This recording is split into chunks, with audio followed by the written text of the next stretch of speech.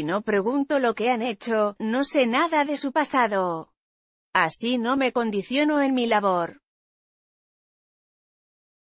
No soy nadie para condenar de nuevo a un preso con mi propio juicio. Si ellos se abren a mí y me cuentan, les escucho. Pero yo no pregunto a nadie cuál es su delito. Ni a los que veo en las cárceles ni a los que me llevo a mi casa durante sus permisos. Y te garantizo que conmigo ha venido de todo. Francisco Luis Muñoz Valera es un hombre chiquito que nació hace 75 años en Jerez de la Frontera, Cádiz. Es modesto en el vestir y en su forma de ser.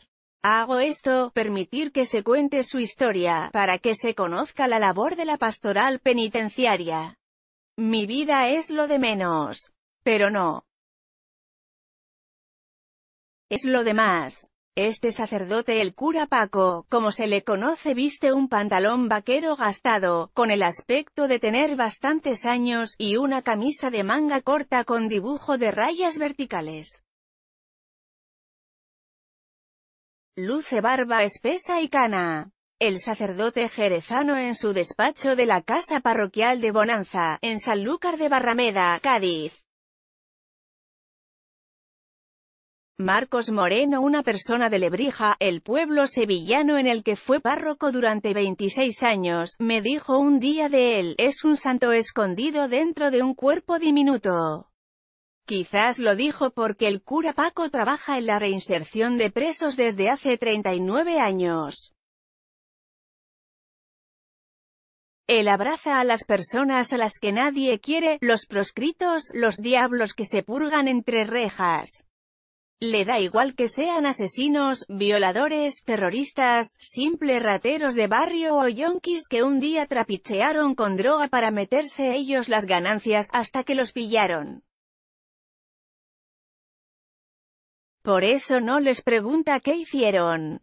Más bien, qué piensan hacer ahora y en adelante, dentro de prisión y cuando salgan. A muchos de esos hombres y mujeres que ha tratado entre rejas se los ha llevado a su casa para que pudieran obtener permisos penitenciarios. La mayoría eran extranjeros, sin arraigo familiar en España y sin un techo que los cobijara. Paco siempre les ha ofrecido una cama y un plato de comida allá donde él ha estado viviendo. Como ahora, en Bonanza, un barrio empobrecido de Sanlúcar de Barrameda, Cádiz, donde ejerce de sacerdote. Solo de este pueblo, él tiene a unos 200 presos repartidos entre las cárceles de Puerto I, Puerto II y Puerto III, el puerto de Santa María. Aquí vive en la casa parroquial, rodeados de libros, recuerdos de viajes y cuadros y dibujos de antiguos presos. Es mucho más sencillo de lo que parece. Me ofrezco voluntario a acoger en mi casa cuando la persona está preparada para salir y el tiempo que lleva dentro cumpliendo pena le permite obtener algún tipo de permiso. Así de sencillo. No hay más. Llevo media vida haciéndolo. Nunca he tenido un solo problema con ninguno. Se me han escapado varios, sí, dice entre risas, pero jamás me han hecho nada. Paco, pese a permitir a El Español un encuentro de 4 horas, hay cifras que no desvela. ¿A cuántos presos se ha llevado a su casa durante todo este tiempo?, le cuestiona el periodista. No lo sé, muchos, pero no sé decirte. ¿Y sabía el delito cometido por muchos de ellos? De algunos, pero no de todos. Si lo supe, fue porque me lo contaron, no porque yo preguntara, responde de nuevo. Pero si yo no pregunto, tú tampoco. El pasado 24 de septiembre, Día de la Merced, Instituciones Penitenciarias, dependiente del Ministerio del Interior, le concedió al cura Paco la medalla de bronce al mérito social penitenciario por su labor al frente de la pastoral penitenciaria de la diócesis de Asidonia, Jerez. Se trata de un reconocimiento a casi 4 décadas dedicadas a ayudar a los presos. Los orígenes del cura Francisco Luis Muñoz Valera iba paramédico, pero la devoción empujó más cuentas sentado en una sala de una parroquia de Jerez. De padre empleado de banca y de madre ama de casa, se ordenó sacerdote en 1970 tras cursar sus estudios en Sevilla. Ese mismo año se mudó a el Vaticano, donde estudió la carrera de teología, que terminó en 1974. Poco después, la gente comenzó a llamarle el cura Paco. De vuelta a España, su primer destino como sacerdote fue en la parroquia del Amparo de Dos Hermanas, Sevilla, enclavada en un barrio marginal. Años después, lo enviaron a Lebrija. A un vicario le había dicho que él siempre iría al pueblo donde no quisiera ir nadie. Esas palabras llegaron a oídos de un diácono que le dijo un día: Paco, a Lebrija no quiere nadie. Y allá que se fue él. Sin dudarlo. Era la época de las protestas del Partido de los Trabajadores de España PT, y de la lucha jornalera. En Lebrija, al sur de la provincia de Sevilla, había manifestaciones casi a diario. Al final, el sacerdote pasó allí 26 años, aunque sus inicios fueron complicados. Cuando llegué, me miraban mal. Varios miembros de una familia me pintaron la casa. Me pusieron cura rojo, marxista. Me pintaron con plantillas la fachada. En una parte, la cara de José Antonio, Primo de Rivera, y en la otra a Franco. Aquella familia, cuando yo me vine 26 después de Lebrija, uno había muerto en mis brazos y los otros me querían como uno más. Era, y sigue siendo, un cura rojo, como le decían, cuestiona el reportero. Rojo no, pero de los pobres sí he sido siempre. Yo opto por los pobres. Y, si ser rojo significa eso, me da igual que me lo llamen. Pero los míos son los pobres. Por desgracia, las cárceles están llenas de ellos. El sacerdote delante de uno de los cuadros que le regaló un antiguo recluso que pasó por su casa.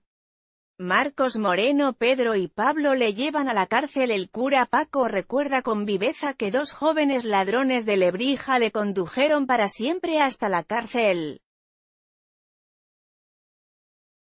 Se llamaban Pedro y Pablo.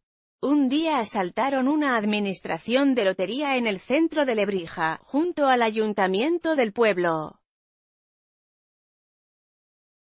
Nada más salir, se quitaron el pasamontañas que había usado y dejaron sus huellas por demasiados sitios.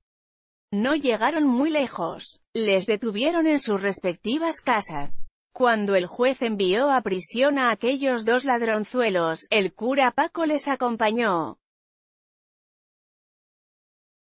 Ahora han pasado varias décadas de aquello. Pablo murió. Fue este sacerdote quien lo enterró. Nunca más volvió a oficiar el entierro de nadie en Lebrija. Fue el último antes de marcharse.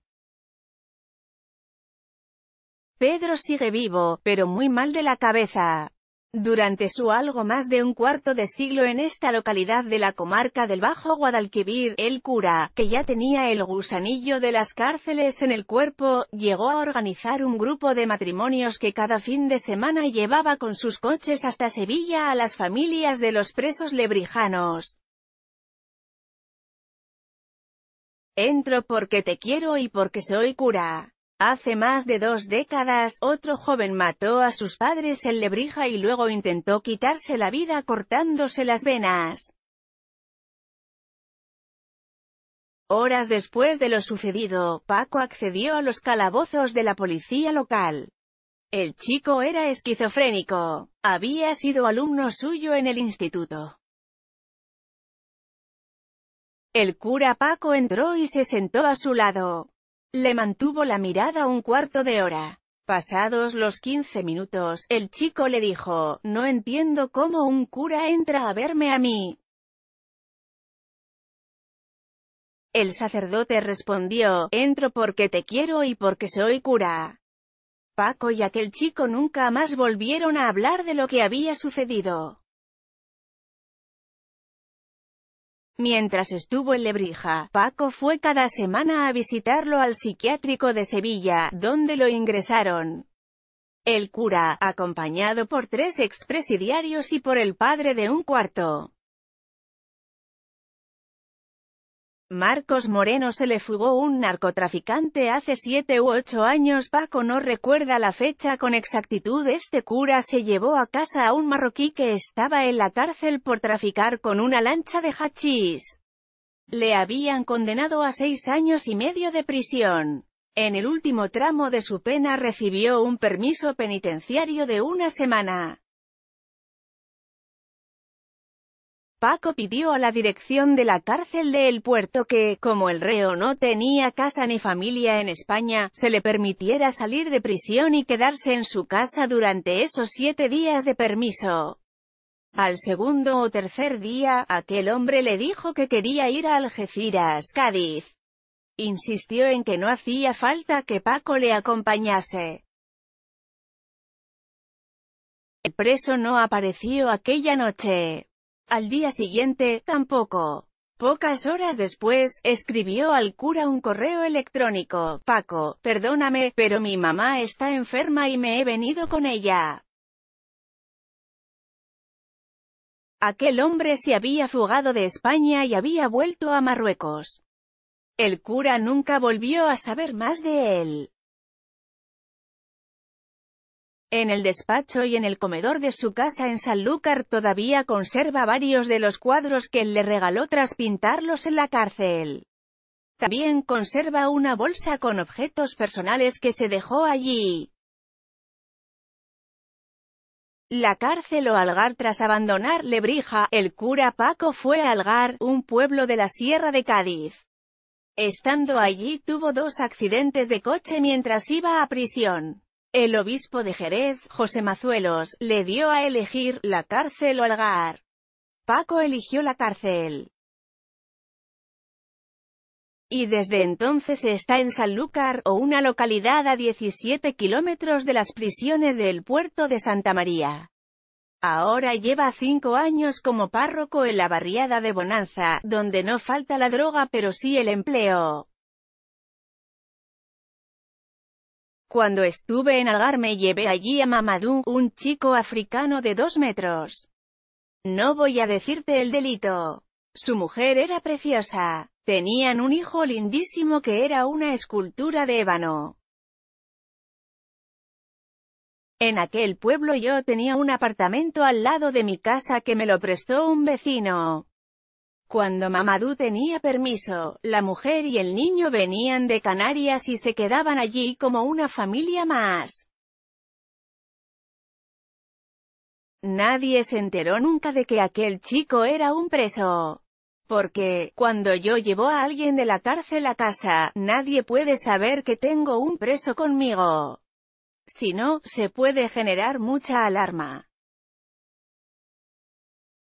Por eso soy tan discreto.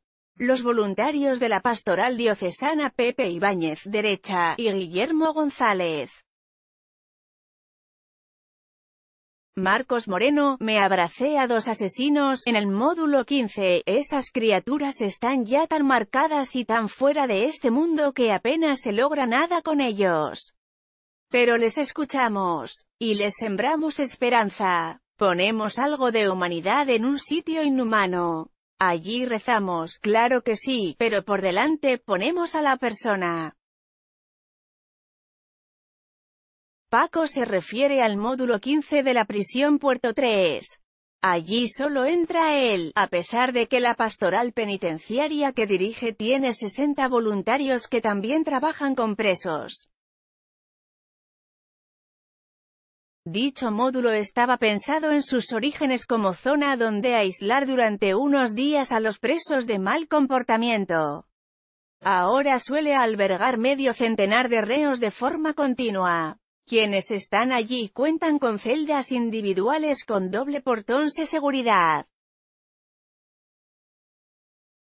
Solo salen al patio 2 horas al día, la mayoría de las veces solos o en un grupos reducidos de 2 o 3 personas. Las 22 horas restantes las pasan encerrados sin ver la luz. Allí hay gente que se tira años, dice Paco. Aquello es inhumano. Nadie merece eso. Me ven a través de la mirilla de la plancha de su celda. Así conversamos. Allí he conocido de todo. Las mejores confesiones que he hecho en mi vida han sido en ese módulo. En una ocasión, un funcionario de Puerto 3 le dijo al cura Paco que 2 presos del 15 querían verle. Él accedió a mantener con ellos un encuentro sin rejas ni cristales de por medio. Se vio con aquellos 2 presos en una pequeña habitación. Acabaron confesándole el delito que ambos habían cometido dentro, no el que los llevó hasta allí. Uno había matado a un funcionario, el otro, a un compañero preso. Al final, acabé abrazado a 2 asesinos, dice el cura. Por el 15 han pasado etarras. ¿Ha tratado con alguno de ellos? Nosotros nos dedicamos a los pobres, afirma Paco en tono seco. Da la impresión de que le es incómodo hablar de los miembros de dicha banda terrorista. ¿Qué quiere decir? Creo que con esa respuesta ya es bastante. Nos dedicamos a los pobres. Ellos están muy atendidos allí. ¿Ha trabajado con ellos alguna vez? No, he hablado con algunos, pero poco más. 4 expresidiarios en una mesa. El día que Paco atiende a este periódico invita a estar presente a 3 personas que han pasado por la cárcel y al padre de un expresidiario. 2 de ellas entraron por maltratar a sus parejas. Otro, por traficar con droga para costearse la heroína que le hacía ser un adicto. El hijo del cuarto invitado a punto estuvo de matar a sus propios padres, que fueron quienes denunciaron a su chaval. Por petición expresa de todos ellos, no desvelaremos sus identidades ni daremos datos concretos que pudieran identificarles. Ahora mismo tienen vidas estables.